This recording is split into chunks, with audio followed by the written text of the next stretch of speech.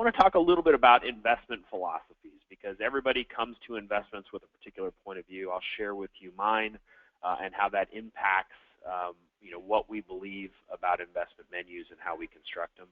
I'm going to explain, hopefully, why participants aren't very good at this and the issues that come with defined contribution participant-directed plans.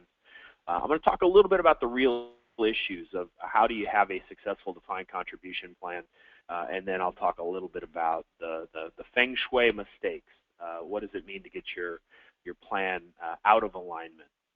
My background, my name is Erik Daley. I'm a chartered financial analyst, and I'm a principal of the Multnomah Group and a consultant to some clients. I started pursuing my chartered financial analyst designation about a decade ago, and I did that not because I thought that I could manage money and construct investment portfolios and analyze stocks and bonds, but maybe so I would better understand how those who do, the mistakes they make, the approaches they make, so that I could make better decisions and provide better advice to my clients about how to take advantage of the opportunities and minimize the risks associated with putting together defined contribution retirement plans. So, Feng Shui, I thought, was a good analogous concept to that of creating defined contribution investment menus. And Feng Shui is the simple interaction of humans and their environment. Changing your environment changes your energy, changes your thoughts, changes your behaviors. And I think investment menu construction is the same thing, really. How we put together menus, how we communicate that, has a significant statistical impact on the behavior of our participants. And anything we do that impacts how participants behave impacts their ultimate success in retirement or their outcome, positively and negatively. So many of the things I'm going to be talking about are the positive concepts that ultimately will allow participants a much higher likelihood of success. We have to understand that we are in an era where defined contribution is the overwhelmingly popular form of delivering retirement benefits. And as a result, participant outcomes are not guaranteed the way they were in the defined benefit pension days. However, there are things we can do to reduce the volatility of outcomes and provide participants a much better chance of being successful. So as a chartered financial analyst, let me give you some of our firm's investment philosophies, and hopefully they align with yours, and if they don't, maybe I'll make a pitch to get yours to align with ours, because I think they're very rational. And the first is that markets are efficient, and I'm going to get into the specifics of what efficient means. But we don't think that there's a free lunch out there. I heard at an early age that there was no such thing as a free lunch, and I think that certainly investment markets have shown us that that's the case. Risk and return are highly correlated over long periods of time. So again, kind of consistent with the concept of there being no free lunch, I can't expect to get 20% returns without taking any risks associated with achieving that return. The third, different asset classes have different risk profiles. And ultimately how investment managers utilize those asset classes tend to be very, very predictive of how well or poorly they do over most any period of time, because investment style drives performance. So there's a tendency for all investment providers to take a look at their performance relative to a benchmark, and what we've found time and time and time again is that most of the variance between investment style and performance can be explained by the approach of the investment manager. It's not dumb investment managers. It's not usually bad stock picking. It's how they approach the market and what's in favor over any short period of time. And last, and certainly not least, arguably first, is that expenses matter. Everything we give away to service providers, to investment providers, to investment managers is a dollar that will not be available for participants when they arrive at retirement.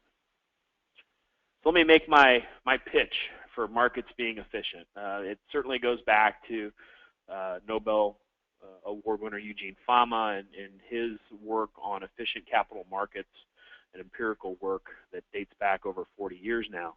And it's important to say, what does efficiency mean? Because I think there's a misunderstanding among those who don't believe that markets are efficient. What efficiency means, if you look at Fama's paper, is that Current prices incorporate all available information and expectations because everybody's a voter. They're either a buyer or a seller. And for every seller, there's got to be a buyer, so the markets are in equilibrium in that regard. Current prices, as a result, have to be the best approximation of intrinsic value. You may think something will happen in the future, and you may have a difference of opinion with the market about the intrinsic value of a security, but I don't believe that there is any better approximation than what a buyer and seller willingly agree to exchange a security at. Price changes are due to unforeseen events, not foreseen events, not things we knew were going to happen, but things we didn't know were going to happen, and as soon as they're known, prices move quickly to reflect the impact of that knowledge. And that can mispricings occur? Absolutely, they happen all the time. You'll hear about a friend who made a bunch of money because X happened and Y happened.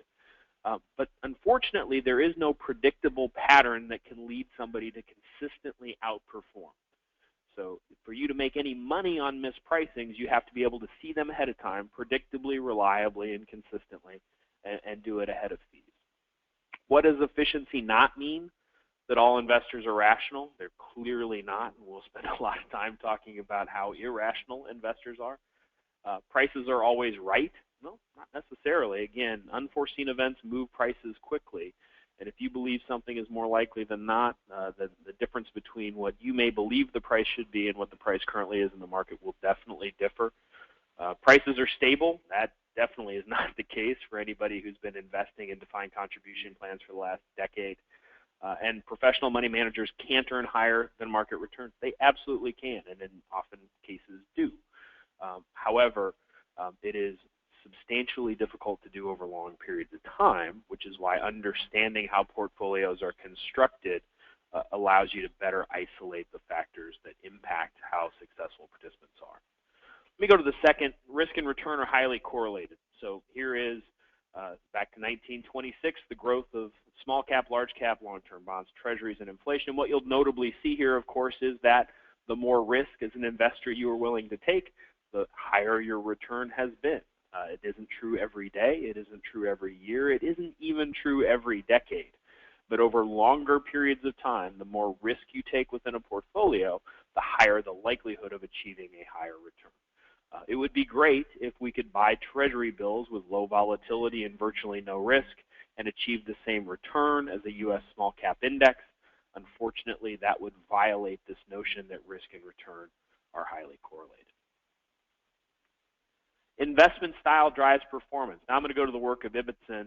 For those who have Ibbotson engines or use various things for participants to try and optimize returns, the work of Ibbotson and Zhang and Idzarek, Chen back in 2010 was designed to try and isolate, well, how do returns ultimately, are they impacted? And 75% of participant returns are general market performance. Obviously, when markets are up, participants do better. When markets are down, participants do worse. Only 12% of a participant's total outcome is determined by even their specific asset allocation, right? So did I have international at 40% of my portfolio or 20% of my portfolio or 18% of my portfolio? And then 13% of my portfolio is determined by the success of the active manager. And in cases when there's indexes, you take the 13 and it's going to be drive directly toward general market performance. But all of those things are not additive. They can also be issues that subtract from returns. So if you have active management that underperforms, it will explain 13% of your returns. It will not necessarily add 13% to your returns. And then different asset classes have different risk profiles. Everybody's seen these quilts before, but I think people don't understand what they mean in a mutual fund defined contribution setting. So when you look at specific investment managers, how they allocate or lean their portfolios has a tremendous impact on how successful they are. So you look back to 2014, and we saw this strong performance of some mid-cap value managers over others. And what was the difference? Were some of them smarter and some of them less smart during the 2014 market? No, in 2014, the ones that did well had real estate as a portion of their portfolio. Real estate in 2014 was up 32%. Those same managers tended to underperform in 2013 when real estate was up only 1.2%, but many of the domestic equity indexes were up over 30%. So it's important to understand the factors that drive performance, and so rarely is that good stock picking or bad stock picking. It is portfolio construction, and portfolio construction for many investment managers tends to be a long-term investment perspective, not a short-term one-year tactical perspective. Even if you didn't get into the real estate market, if we looked back at 2014 again, we saw underperformance of specific large cap value managers to the benchmark index. And why was that? Again, were they buying bad securities? No, generally what we witnessed was that those that were overweight energy in 2014, a year when energy prices were low, we saw energy was down as a sector 9%, tended to underperform. If they had high allocations to healthcare or utilities that were both up over 20%, they had very strong returns relative to their index. Again, those were long-term positions that had a significant short-term impact. It didn't make the managers any smarter, didn't make them any dumber, but it did explain their performance. The same is true when you go to international managers. We tend to look at international managers and lump together hundreds and hundreds of managers and compare them to an EFI index or a MSCI index to look at performance. Most of the performance can be explained either by sector allocations or country allocations. If you had more U.S. exposure in 2014, you overperformed. If you had a more emerging market exposure, or God forbid, Ukrainian exposure in 2014, you underperformed. But ultimately, asset allocation and portfolio construction explains performance in most cases. And I think this is one of the most compelling from an expenses matter perspective, because everybody can look at the chart that says, well, if you pay more, you'll achieve a lower return. And that's certainly true. But this actually took a look at median one-year returns through March 8th of 2015 and looked at funds with varying expense ratios. I had some that had an expense ratio of under 0.25%. Their median one-year total net return, 9.2. We had some funds that had a return or expense of 1.75 to 1.99. Their median return, 3.3. So there is a high correlation prospectively between returns and expenses. And ultimately, that's what you see as you isolate the data over any period of time. This is a one-year period of time. We could do the same for 3, for 5, for 10, and the data would continue to support the notion that these dollars that are given away in expenses are hard to recover through better market performance. Here's the problem. So that's all great. And if I'm a sophisticated investor, a CFA, a CFP, I dig through my papers every day, I've got a long-term horizon, I can utilize those things to construct good, efficient portfolios. Unfortunately, what we find is that while markets are efficient, participants are wacky. Risk and return are highly correlated, expenses matter. What we see on the participant side is participants are inefficient. They couldn't be any worse at this than they are if you look at the data objectively. Participants fear risk far more than they value return. And then that's a psychological phenomenon that goes back to the caveman days, and going and getting the berries is far less attractive than getting struck down by the big grizzly bear. Participants have low financial literacy, arguably no financial literacy in many cases. And participants don't even understand the most basic of the concepts, which is expense. And as a result of their low financial literacy, they'll pay nearly anything to get some help and assistance, despite the fact that sometimes that help and assistance coming with additional costs actually helps drive down their returns further. So the notion that participants are inefficient, so this is the Dalbar study that looks at mutual fund investor behavior. This looks at 20 years, ended the end of 2012. The average mutual fund equity investor had a 20-year average return of 4.25%. S&P was up 8.21. Average fixed income mutual fund investor was up 2.43%. The Barclays Ag over that same period of time, 6.34. Inflation at 0.98. Participants materially underperformed, far more even than the impact of expenses would ultimately consume, because when participants experience negative returns, they run from market volatility. So most of the folks on the call, I'm sure, remember and can appreciate the pain that we all experienced back in late 2008, 2009, when we saw, effective March 9th, 2009, the lowest closing date for the 4 or 5 featured indices on the bottom of the chart there. The Dow Jones Industrial rose on March 10th 6%. And ultimately, if you had missed out on even the shortest period of time, just that 5.8% recovery at the very bottom of the market, look at the impact on returns of the far right-hand side of the spectrum.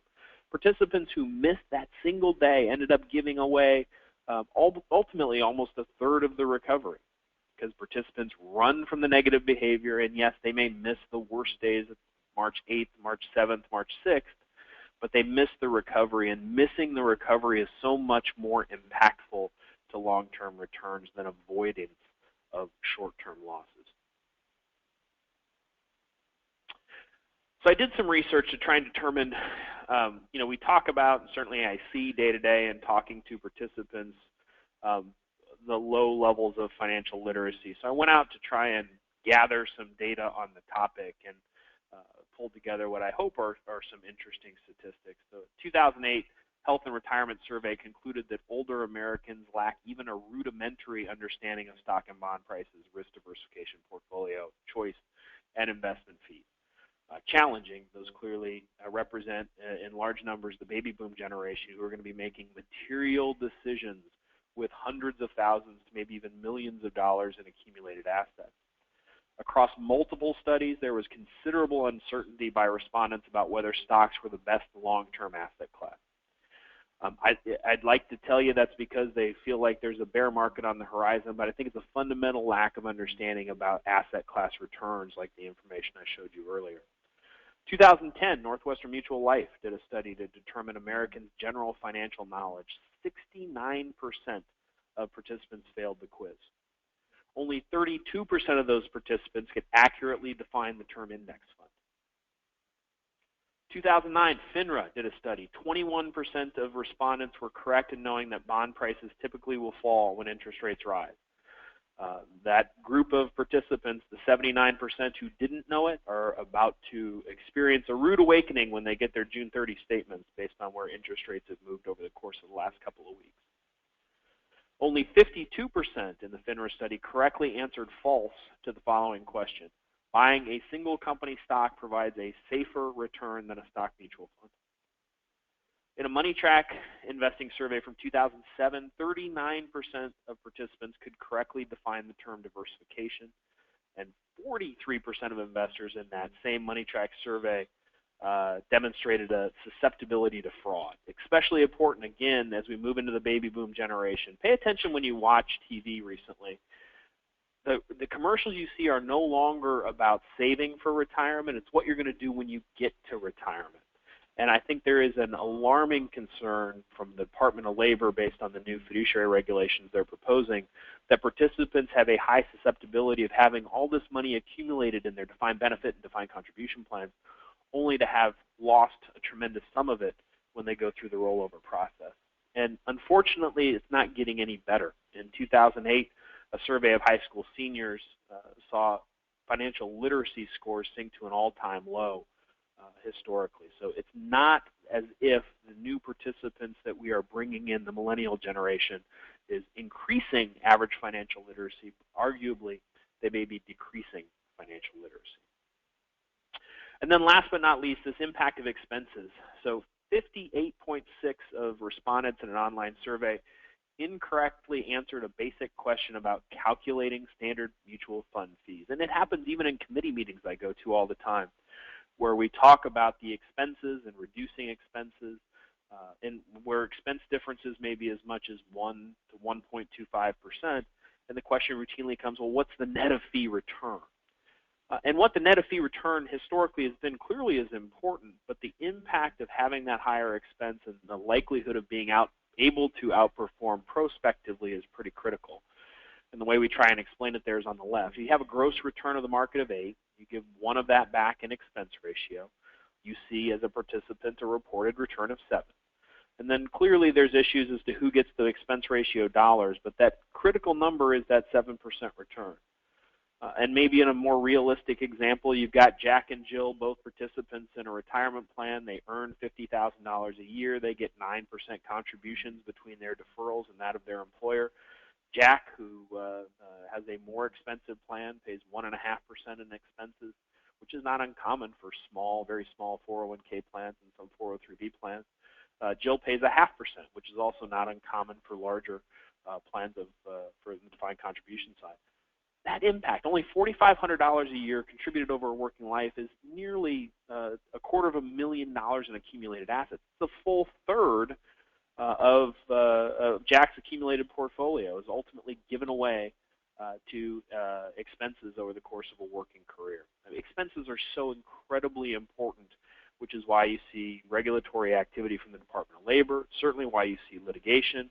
If you look back at Tibble v. Edison and ABB and other cases, this will continue to be an area of intense scrutiny because this impact is one that cannot be denied and can be quantified, which the courts like. Unlike could I have had a better fund, the impact of a higher expense is very easily quantifiable. So what really matters if I'm a defined contribution participant saving for retirement? We released an infographic a few weeks ago that talked about the notion of retirement income, and everybody's trying to figure out what their number is and how do they get to their number. And the math is relatively simple, right? It's the savings rate, it's 1 plus your rate of return, the number of years you save, divided by that rate of return.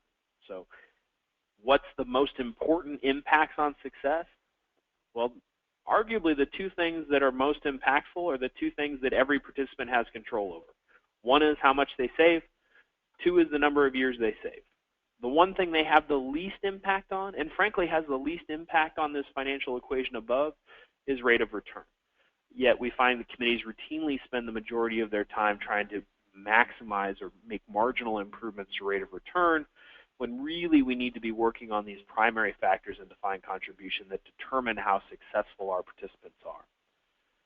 And one of them that's actually interesting and gets referenced periodically is this really good study that talks about how much is too much, because we talk about the lack of financial literacy for participants, and there is a correlation between how complicated or expansive our investment menus are and the rate at which people choose to participate. And what we find is the more complicated or the larger the menu, the lower the rates of participation. And that fits really with other behavioral finance studies. So while this was focused on 401k plans, they've done similar studies on purchasing jam.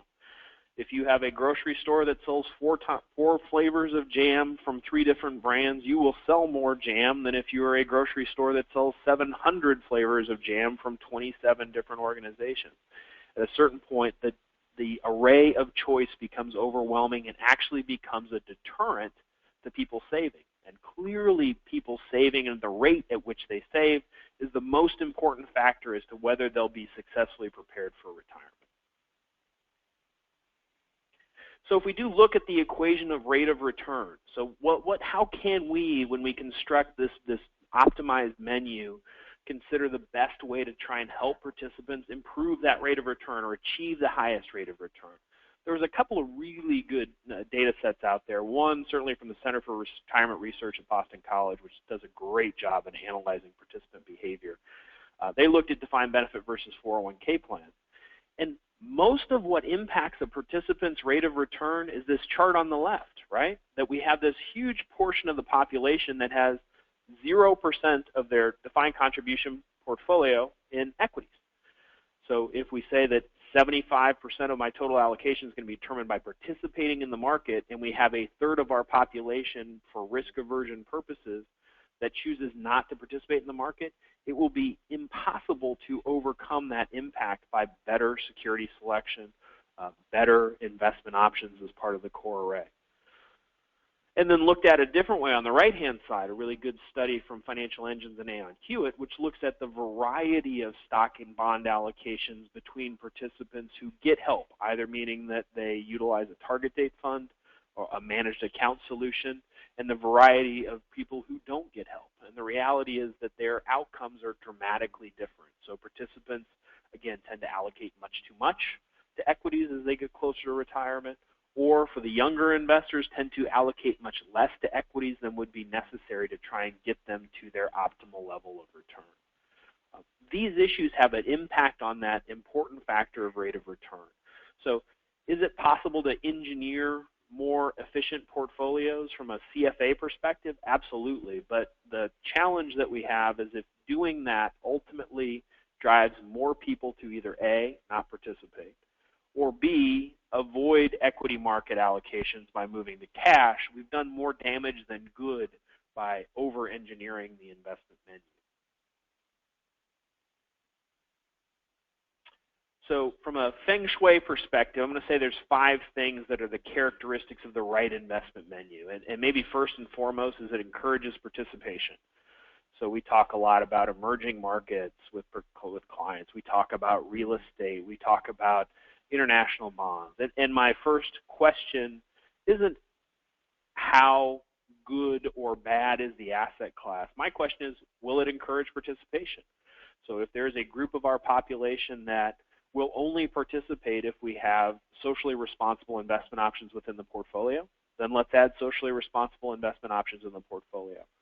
Conversely, if adding international bonds and emerging markets and real estate and international real estate and long-short hedge funds creates a menu that is more complicated and will reduce participation, those asset classes shouldn't be included. And that's a case-by-case, client-by-client basis to determine ultimately which pieces help maximize that retirement savings number. The second, putting together a portfolio that discourages return chasing, discourages participants exhibiting risk avoidance and tactical approaches to investing. So the more concentrated, the utilities funds and the healthcare funds and the tech funds, where investors are almost encouraged to be tactical in their approach, a sector rotation approach to investment, ultimately has a high likelihood of both A, discouraging participation, but also encouraging return chasing and tactical approaches, which will hurt participants over a long period of time. Clearly, 3, minimizing the impact of cost drag. Anything you can do to bring those numbers down and make investing a more efficient process and less burdensome process critically will help investors. 4, is it easy to understand and utilize for our least sophisticated participants? As committees, I think we fall into the habit and trap of spending lots of time addressing questions and concerns for our most educated, our most engaged, and as a result, our most vocal population. And I believe fundamentally, and I think it's been exhibited over time, that those participants know how to take care of themselves. And that where we need to, as committees from a fiduciary perspective, concentrate our efforts is with those participants who lack that either information, time, knowledge, or interest to help them achieve better outcomes.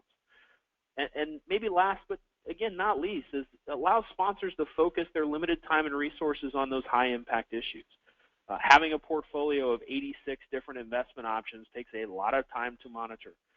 And arguably that's time that could be better spent researching ways that we can encourage participation, improve financial literacy, and thereby improve the overall financial health of our participant population. You know, we think one of the ways to do that really is to drive participants to almost an opt-out environment of whether it's target risk products, target maturity debt products, target date products, managed account solutions, portfolios that make the investment decisions for them. There's very many studies that reveal that the degree of a participant's investment return success seems to be highly correlated with, or in an inverse manner, how much time they spend on it. The less time they spend on it, if they have a default solution, the better they tend to do. We tend to augment that with core index and extended style funds in a reasonable number that ultimately help participants by allowing them who want to get out of the target maturity or target risk products the ability to construct their own portfolios using institutionally priced investment vehicles that would not be available if not for the concept of a defined contribution plan in an institutional setting. And rather than try and meet the needs of every individual participant who wants to invest in utility stocks, or wants to invest directly in China, or wants to invest directly in emerging markets, rather than complicate the menu to create an opportunity for participants who want to do that to do it through a self-directed brokerage window. There are costs associated with that. There are liabilities that are associated with that. But ultimately, providing that outlet to avoid having to try and create an ideal solution, both A, for your most sophisticated, and B, your least sophisticated, seems to be very effective in helping address the concerns of the engaged portion of the population, who, by the way, will also benefit greatly from the extended institutional menus that are being created by clients. And then maybe last but not least, as it relates to the concept of creating an investment menu construction. I think that as an industry, we have fallen into a precarious trap where Morningstar, which is a great organization, we certainly utilize some of their services, tools, and resources, has created this beautiful concept of 9 style boxes. And as a result, there's a notion that somehow if we fill those style boxes, that we've improved participants' outcomes by giving them more investment opportunities. And I would argue that the data doesn't necessarily support that. So if you go back to 2008, the reality is that those investment style boxes all performed relatively similarly. They didn't have significant differences in correlation or performance.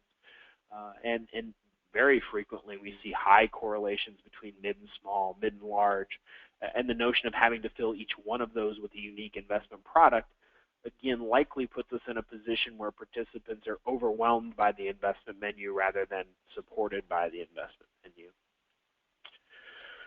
So for those that have been paying attention, you may have noticed that I got away from my my Feng Shui thesis a bit.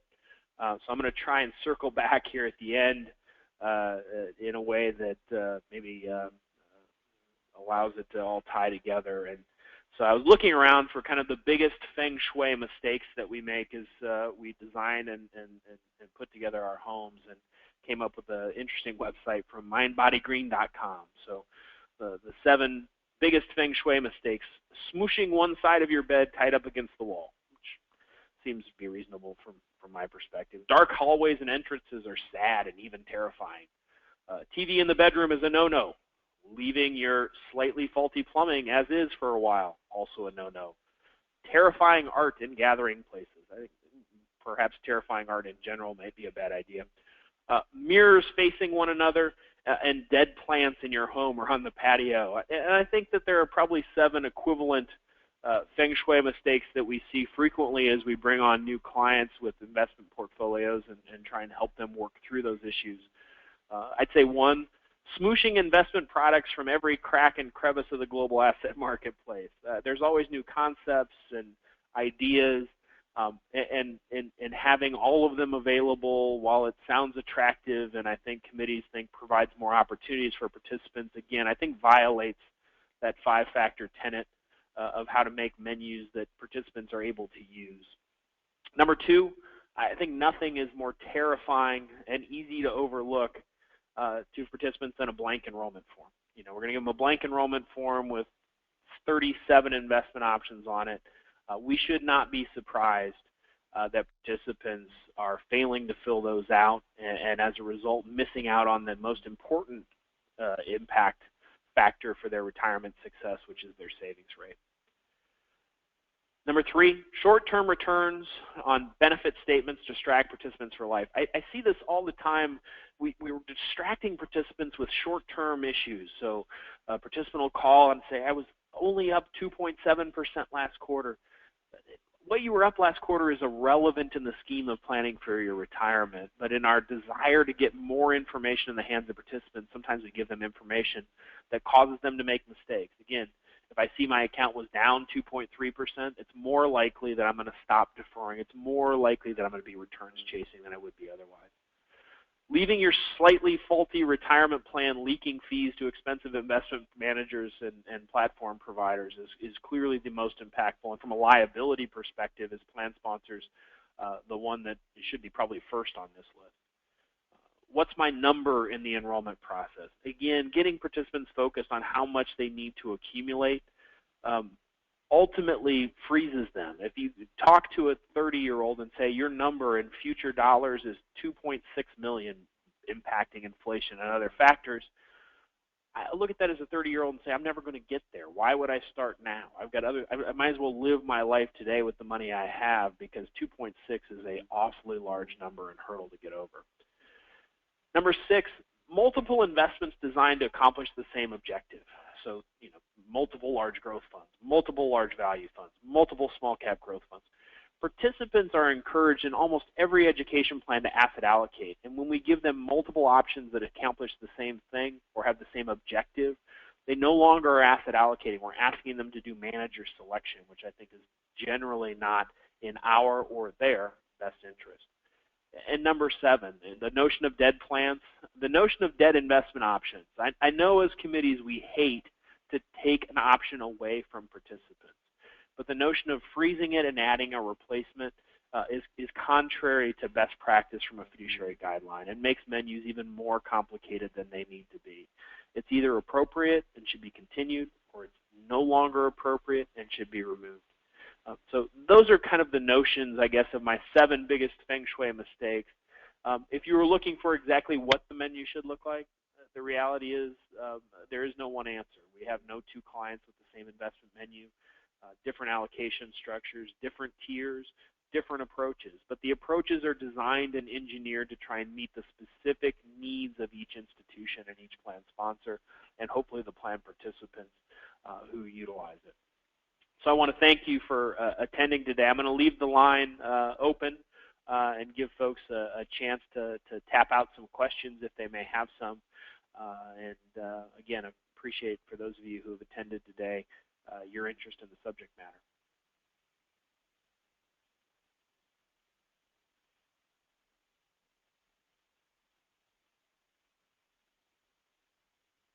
I always feel like when I'm waiting for the questions to get tapped out that I should probably sing a jig or should have something to kind of entertain those who are patiently waiting and listening along to the subject matter about topic.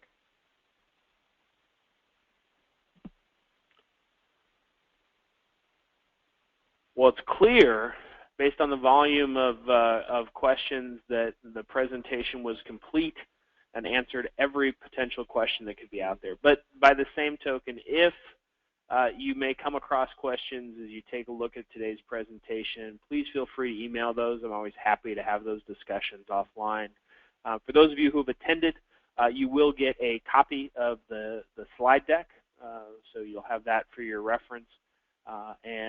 We also have recorded today's presentation, so we intend to make that available if you want to re-listen to it at a later date. Again, thanks so much for attending, and hope all of you have a great rest of your day and end of your week. Thanks so much.